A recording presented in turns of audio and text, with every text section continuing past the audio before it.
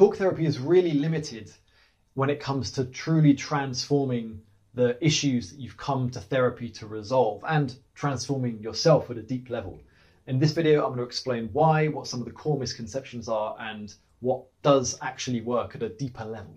Now, the core idea is that talk therapy works at the level of the intellect and the mind, but that's actually not where the issue is. The root of our dysfunctional behaviors and the things we want to change in our lives, maybe it's different addictions or it's anxiety or depression or people pleasing, they lie in the body, in the nervous system.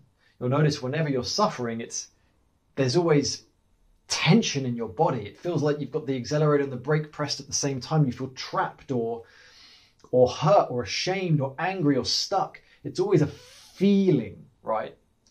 And what's really lying at the root of our suffering is deep emotional wounds that we're carrying in our bodies, in our unconscious, that have accumulated over the course of our life. And the crazy thinking we have and the strange behaviors we have, these are survival mechanisms that have come to help us cope with those wounds. And so it appears that the problems on the surface of the mind, because maybe you're having these catastrophizing in your mind, or you've got these anxious thoughts spinning out, or you can't stop drinking, which is a behavior, and you're thinking about your drinking. But what's fueling this is always much, much deeper down in the body, in the unconscious, and that's the level that you need to work at. And that's the core misconception of talk therapy. So let me give you a few examples to bring this to life. Imagine that Sally's a little girl, and she gets angry as a way of standing up for herself to her parents. But they shut her down. They don't like her anger, so they shut her down. And now she's a little girl. She's helpless. She has to learn to repress that anger. And she becomes anxious as a way of holding that anger in. And so as she goes through her life, she just gets very, very more and more anxious, and people-pleasing as a way of avoiding conflict so she can keep all that anger down. Because if she's not anxious, she might get into conflict with someone, something might go wrong, and that anger might be needed. So in this way, sort of the anxious thoughts in her head, they actually lead back to this core oppression, this anger wound that's being held in and kept down in the unconscious. Another one, maybe Steve is a little boy and he's singing and dancing a lot, but his mum's an alcoholic and she really doesn't like it. It's too stressful, it gives her a headache. So she tells him to shut up every time he starts singing and dancing. He learns very quickly to push down that joy and creativity.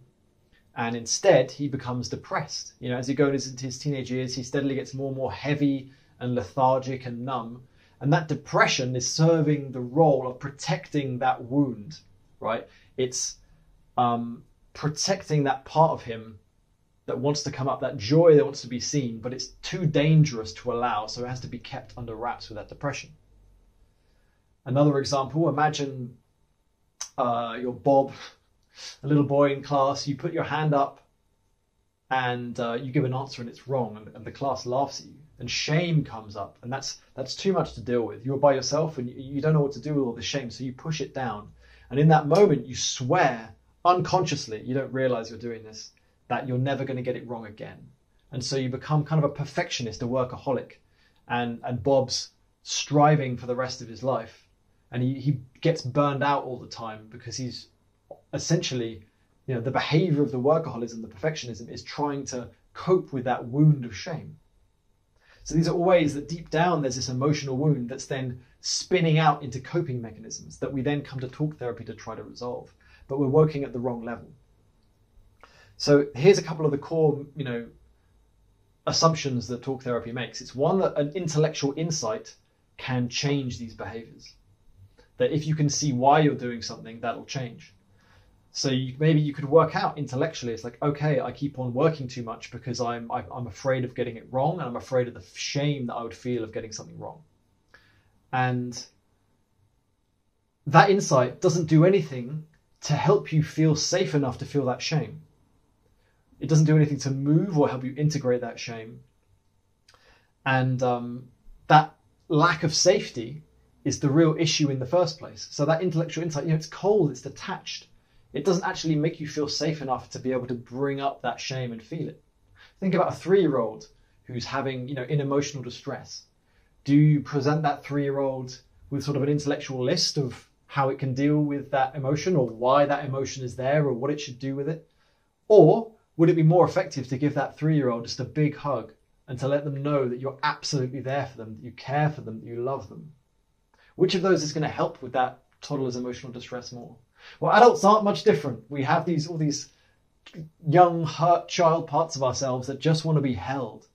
And that is what we need at that deeper body, emotional, nervous system, heart level, not these intellectual insights. Although they can be helpful. I'll talk about where they are helpful in a bit. There's another misconception here that we can become aware of why we do the things we do at an intellectual level. But this is rarely the case, because our mind is kind of complicit in our defense mechanisms. So when you try and intellectually figure it out, you end up sort of rationalizing, and it's like, well, I shouldn't be angry because this, that person, they're trying their best, and so on and so forth. And I shouldn't be feeling this because X, Y, Z reason. But this is just reinforcing the defense mechanisms that are keeping the wounds at bay and holding them down, so you can never really find out what the problem is. The only way to truly find out is to actually go deep into the body and start sinking through the layers of your unconscious, because the unconscious lives in your body. That's where those wounds and shadows live. And you've got to sink down into it and start investigating it first person in the heart, in the gut. And that's when you really start figuring out what's what, because then you can find those parts of you. Find that part that feels ashamed. Find that part that feels afraid. This is like, it's night and day having an intellectual insight of like, oh, I'm probably afraid of this. And actually finding that little frozen fear in your belly or you're in your chest that's like, fuck, I'm going to die. I can't let anyone see me, right? This is like the difference between like reading a textbook on sex and actually like engaging in sex with someone, another human person for the first time, with all the messiness and the physicality and the rawness. It's like, that's the difference between sort of like talk therapy and somatic therapy, where you're really starting to go into the body. So what really goes on is that there's a couple of things for why this is happening. One is that we're actually very unconsciously attached to the dysfunctional behaviors we have. Today's symptoms are yesterday's survival strategies. So say we're depressed and we don't want to be depressed anymore. It's like we have to realize that we're unconsciously very attached to that depression, because like in that example I gave earlier, maybe it's holding our joy and our creativity back because we used to get punished when that joy would come out. And so we're unconsciously very attached to not getting punished, and therefore attached to the depression.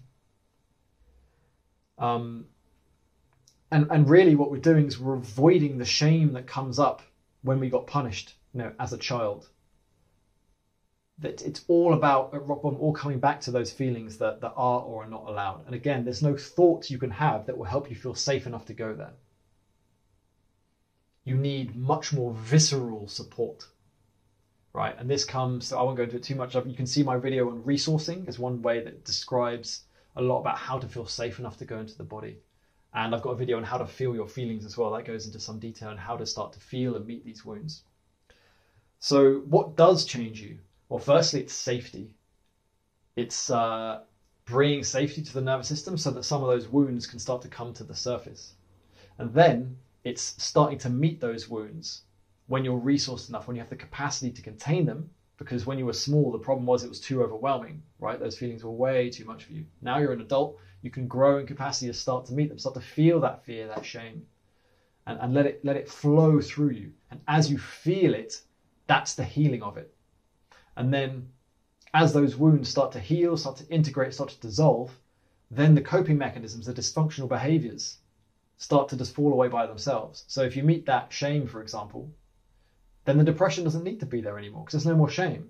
And so it just lifts by itself. If there's addictive behaviors, if you feel all the rage that drinking all that beer is calming down, then the beer starts to relax by itself. Instead of drinking every day, maybe you're drinking every other day. Then it's every once in 3 days. So this kind of has two components. Again, you can check out my other videos for more details on this. One's working with the resistance. There's parts of us that are pushing feelings down, and we have to find those parts and help them feel safe, meet them so they relax, and then the emotions start to come up, and then we have to learn to embody the emotions that we've kept repressed for so long. Now, talk therapy does have a role. I'm being a little bit dismissive in this video. but it can never lead to sort of really deep transformation. What it can do is it can help you to feel validated.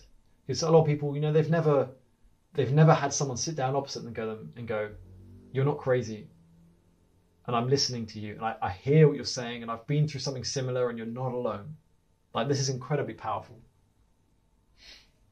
That capacity to sit there with another human being who's calm and mature and safe, and you can feel that, and then your nervous system starts to attune to theirs, and it can really help you bring you out of cycles of stress and emotional activation.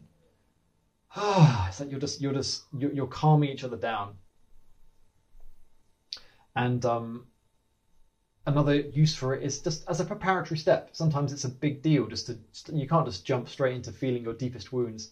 You've got to slowly, step by step, go there, and just starting to get a bit of awareness, start to talk, start to share with other people how you're feeling, starting to get that validation, that co-regulation. That can be very, very valuable. It's just never going to truly transform those wounds. This is what I'm pointing to here. It can help prepare you or give yourself a little bit of breathing room, but it can never really heal those wounds. For that, you have to go into the body and meet them directly. There is no alternative. That's the only way.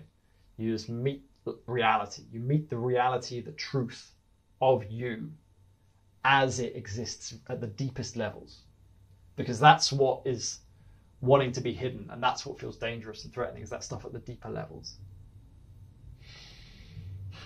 So if you want a hand, I work with people one-on-one, doing the deep work, getting into the body, helping them to feel safe enough to come into their body, reconnect to themselves, heal the wounds, do all the jazz, so they can start to, those dysfunctional behaviors, those things that are causing you problems and suffering in life can start to fall away. So you can check out more details on my website. Peace out.